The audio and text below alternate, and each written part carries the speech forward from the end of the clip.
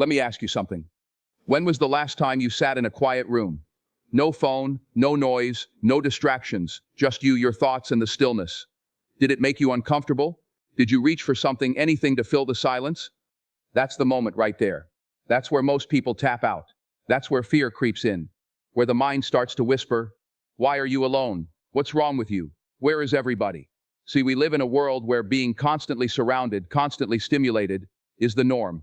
If you're not texting someone, calling someone, scrolling through something, you're missing out. But what if I told you the only thing you're missing out on is you? Because the truth is, the greatest battles, the deepest growth, and the most powerful revelations don't happen in the crowd. They don't happen when you're busy chasing approval, applause, or affirmation. They happen when the world goes quiet and you're left with yourself. Now, I know how that sounds. You hear the word alone and it echoes with emptiness. But I'm here to flip that script. What if being alone wasn't a punishment but a privilege? What if solitude wasn't a sentence but a sanctuary? You see, there's a difference between being alone and being lonely. One drains you, the other builds you. One feels like abandonment, the other, alignment. And in that difference lies your power. So buckle in, because today we're going to explore a kind of strength the world doesn't celebrate enough. We're going to learn how to stand with ourselves, how to sit with our silence, and how to turn the fear of being alone into the fuel for becoming unstoppable. You ready? Good. Let's begin. You've been told that needing people around you is normal, that silence is awkward, that stillness is suspicious. But let me tell you something. They lied to you, because real strength doesn't need an audience. Real strength is forged in the quiet, when no one's watching. Solitude, that's not weakness. That's the gym where your spirit trains. Think about it. Every great athlete, every artist, every visionary you admire, they didn't become who they are by blending into the crowd. They disappeared. They isolated. They separated themselves so they could hear something louder than noise. They could hear purpose. And you can't hear purpose when you're drowning in opinions, notifications, and noise. You hear it in the silence. You hear it when you sit with yourself long enough to actually listen to what's going on inside of you. You see, when you're always surrounded, always connected, always entertained, you're not really living. You're reacting. But solitude is where you stop reacting and start reflecting. It's where the fog starts to lift. It's where your identity starts to take shape, not the one built by likes, comments, or compliments, the one built by truth. The world will try to tell you that if you're alone, you're losing, that isolation is failure. But let me ask you, why do boxers train alone before the fight? Why do writers lock themselves away when it's time to create? Why do leaders retreat to the mountain, the forest, the desert before they lead nations? Because solitude is sacred. It's where the noise dies down and the vision gets loud. It's in solitude where you face your shadows, where the mask drops, where there's no one to impress and nothing to prove, just you. And in that space, you can't fake it. You can't pretend. You have to deal with the real doubts, the real dreams, the real fears, the real calling. And the beauty of solitude, it teaches you to be enough without anyone else clapping for you. It teaches you to love your own company, to value your own voice, to find joy in your own presence. That's not loneliness, that's power. Because once you master solitude, no one can use isolation against you. Once you're comfortable alone, no one can manipulate you with absence. See, you become dangerous when you stop fearing silence. You become unstoppable when you realize you don't need the world to co-sign your worth. Solitude builds that kind of strength. The kind of strength that walks into a room and doesn't need to speak loud because it carries peace. The kind of strength that doesn't chase attention because it's already anchored in purpose. So the next time you find yourself alone, don't run from it. Don't numb it. Don't escape it. Lean into it. That's where you find out who you really are. That's where the armor comes off and the real power rises. And once you learn how to stand strong in solitude, you'll never be shaken by the silence again. There's a line that separates loneliness from aloneness, and most people never learn how to find it. They get caught in the middle, confused by the silence, afraid of the emptiness.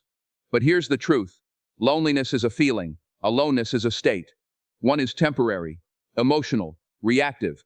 The other is intentional, empowering, and deeply transformative. Loneliness says, "I'm not enough without someone else." It creeps in late at night when the world quiets down. It shows up when you scroll past smiles and celebrations that you're not part of. It whispers lies, "You're forgotten, you're invisible." Something must be wrong with you. But that's not truth. That's just a feeling, a passing storm.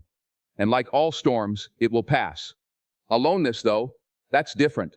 Aloneness is standing in the same silence and choosing to see it as space, not emptiness. It's understanding that your value doesn't decrease when people leave the room. It's the powerful realization that you can be whole even when you're not surrounded. Aloneness is not about who's absent. It's about who's present. And if you're there and you've learned how to sit with yourself, then you're never really alone. See, loneliness often comes from a lack of connection with yourself more than with others. You could be in a crowd of people and still feel lonely if you haven't built a relationship with your own soul. You could be in a relationship and still feel empty if you don't know who you are without the other person. Loneliness is not solved by adding more people. It's solved by understanding your own presence. If you don't know how to enjoy your own company, no one else can fill that space. Aloneness, on the other hand, is not a void. It's a foundation. It's where you get to discover your thoughts without outside influence. It's where you start asking deeper questions, and you actually wait for the answers. It's not silence for the sake of silence. It's silence with purpose. It's peace that doesn't rely on who walks in or who walks out. There's power in not needing to be surrounded to feel secure. There's a calm that comes when you realize you can walk into your home, close the door, and still feel full. That doesn't mean you don't value relationships. It means your identity isn't dependent on them. That kind of wholeness isn't taught. It's earned. In the quiet, in the stillness, in the alone.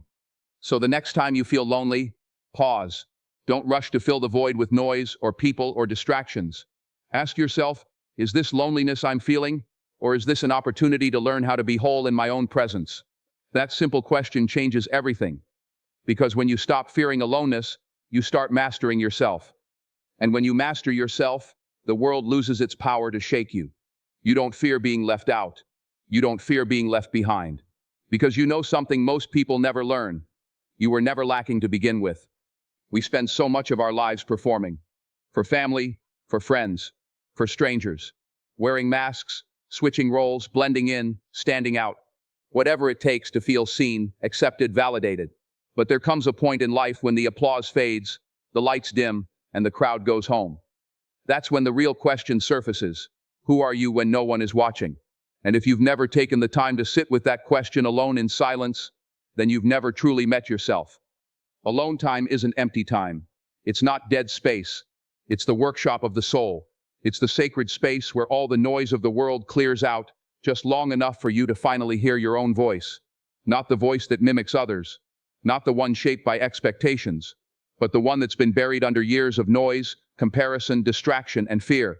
Alone time is where your true identity begins to emerge, not because someone tells you who you are, but because you finally stop long enough to listen.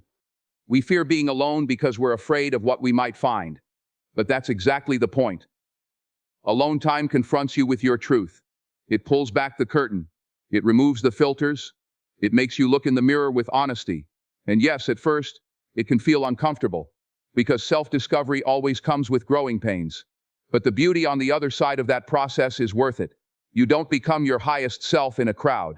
You become it in the quiet, one honest moment at a time. When you're alone, you start to see what actually matters to you, not what you've been told to chase. You begin to realize which dreams are really yours and which ones were planted in you by pressure. You begin to uncover passions that were buried under routine, gifts that were silenced by self-doubt, and strengths you didn't even know you had. Alone time is like digging through the dirt to find the gold that's always been there underneath the surface, waiting to be discovered. And it doesn't require a retreat in the mountains or months of silence. It starts small. A walk without headphones, a journal, and a quiet room. A morning with your phone turned off. That's all it takes to begin. To start peeling back the layers, not to impress the world, but to finally meet the version of you that doesn't need to perform. The version that breathes peace, walks in purpose, and speaks truth. Because once you know who you are when you're alone, the world can't define you anymore.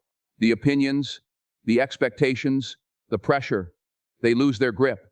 You stop chasing validation and start walking in conviction. You become solid, grounded, unwavering. And that version of you, that's the one the world has been waiting for. Not the copy, not the echo, but the original. The one born in the quiet, shaped in solitude, and revealed only when you gave yourself the gift of time alone. We live in a loud world. Everybody's talking, everybody's posting. Opinions flying, voices shouting, distractions everywhere. The volume is up so high, most people can't even hear themselves think anymore. But you want to know where real wisdom lives? Where breakthrough begins? Where direction gets clear? It lives in silence. Silence is not just the absence of noise, it's the presence of clarity. It's the space where things become real, where your thoughts slow down, your heart speaks up, and your spirit finally gets a chance to lead. Most people avoid silence because it exposes the noise within them. But the ones who lean into it, they unlock something the busy world can't give them: vision. You see, when you get still, truly still, you start to hear things you've been drowning out for years. Truths you've ignored, wounds you've buried, dreams you've delayed, and in that stillness, it all begins to rise. Silence is not the enemy, it's the teacher. It doesn't speak in words, but it reveals everything. Think about it, every major turning point in life is surrounded by a moment of stillness. Before the decision, before the leap, before the change. There's that pause, that breath, that quiet moment where something inside of you says, "This is the way. Walk in it." But if you're too busy, too noisy, too distracted, you'll miss it. You'll miss the whisper that could have saved you years of wandering. We're so conditioned to equate activity with productivity. If we're not moving, we're falling behind. But silence isn't wasted time. It's where you sharpen the blade before you go back into the fight. It's where you recharge, refocus, realign. That kind of clarity doesn't come from scrolling. It doesn't come from talking to 10 people about the same problem. It comes from getting quiet long enough to hear the answer already inside of you. And let's be honest, some of the loudest noise we face comes from within. Doubts, fears, insecurities. But silence doesn't amplify them. It exposes them so they can be dealt with. It creates the space to sit with them, speak truth to them, and watch them shrink. Silence doesn't make you weaker. It makes you wiser. It doesn't make you vulnerable. It makes you powerful. And here's the beautiful thing. When you learn to live with silence, you stop needing constant external noise to feel okay. You no longer chase chaos because peace feels unfamiliar. You become someone who can sit in a room with nothing but your own breath and feel full. That's not emptiness. That's mastery. So if you're feeling overwhelmed, confused, pulled in too many directions, don't add more to your plate. Subtract. Turn the volume down. Go for a walk. Sit with your journal. Close your eyes and breathe. Because what you're looking for isn't out there, it's already in you. It's just waiting for the noise to settle. And when it does, you'll hear what you were meant to hear all along. Silence doesn't shout. It doesn't demand. But for those who dare to listen, it tells the truth. Every single time. You came into this world alone. One heartbeat, one soul, one breath that marked the beginning of your journey. And one day you'll leave the same way alone. That's not morbid. That's not sad. That's truth. And it's not meant to scare you. It's meant to wake you up. Because what you do in the middle, that's what defines everything. See, the middle is where most people get lost. It's where we forget that we came here whole. It's where we start believing the lie that we're incomplete unless someone else validates us, loves us, chooses us. We start clinging to people, to things, to titles, hoping they'll give us a sense of meaning. But all of it is borrowed. None of it follows us when we go. So the question is, while you're here in the middle, do you know how to stand on your own? That's what mastering the middle is about. It's about learning to walk through this life not dependent, not desperate, not defined by anything outside of you, but anchored in who you truly are. That doesn't mean you walk alone your whole life. It doesn't mean you don't build relationships, or families, or communities. It means you don't lose yourself in the process. There's a freedom that comes when you stop needing people to complete you and start enjoying them from a place of wholeness. You don't grab, you don't cling, you don't beg, you simply share. And if they stay, beautiful. If they don't, you don't fall apart because your identity was never based on their presence. You learn to walk with yourself. And here's the truth. Life will test that. There will be moments where the room empties, people leave, life shifts, and you'll be tempted to panic, to grasp for someone, something, anything. But those moments, they're not punishment. They're practice. They're the world asking, have you mastered the middle yet? Can you still move forward? Can you still smile? Can you still believe in your worth when it's just you? Because if you can, nothing can break you. This middle part of life, between entrance and exit, is your training ground. It's where you build character. It's where you learn to love yourself, trust yourself, discipline yourself. It's where you face your demons, nurture your dreams, and walk in purpose. And all of that starts alone. But once you master being alone, you stop being afraid of life's twists and turns. You stop fearing abandonment, rejection, solitude. You become unshakable. Because whether you're surrounded or solo, you're steady. Whether you're praised or ignored, you stay rooted. That kind of confidence isn't arrogance. It's self-possession. It's peace. So yes, you were born alone. And yes, one day you'll leave alone. But in between, in this middle space, make it count. Master your mind. Master your emotions. Master your peace. Walk with people, but never lose yourself to keep them. Because when you can walk alone with purpose, you'll never walk lonely again. So here we are. We've walked through solitude, silence, self-discovery, the power of being alone without being lonely. And maybe now you see it for what it really is. Not isolation, but elevation. Not emptiness, but space to grow. You're not missing anything by learning to be alone. You're gaining everything you need to stand strong in a world that constantly tries to shake you. This life doesn't guarantee company. It doesn't promise applause. People will come, and people will go. Some will walk beside you for years, others for a moment. But the one person who never leaves is you.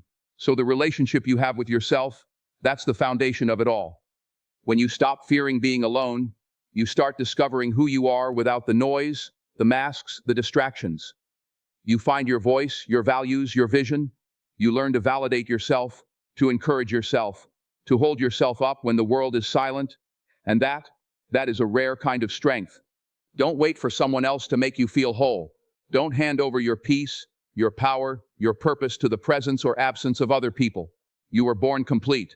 You were born with everything you need already inside of you. All you have to do is be still long enough to hear it. So walk into that quiet space. Own it. Don't just survive your solitude. Master it. Let it mold you, grow you, build you. Let it teach you how to rise alone, how to rest alone, how to rejoice alone. Because once you've learned to be whole by yourself, no one can ever take that from you. The world doesn't need more people who blend in to feel accepted. It needs people who can stand tall in silence and still know exactly who they are. Be that person. Master the middle. And walk through this life, not afraid of being alone, but empowered by it.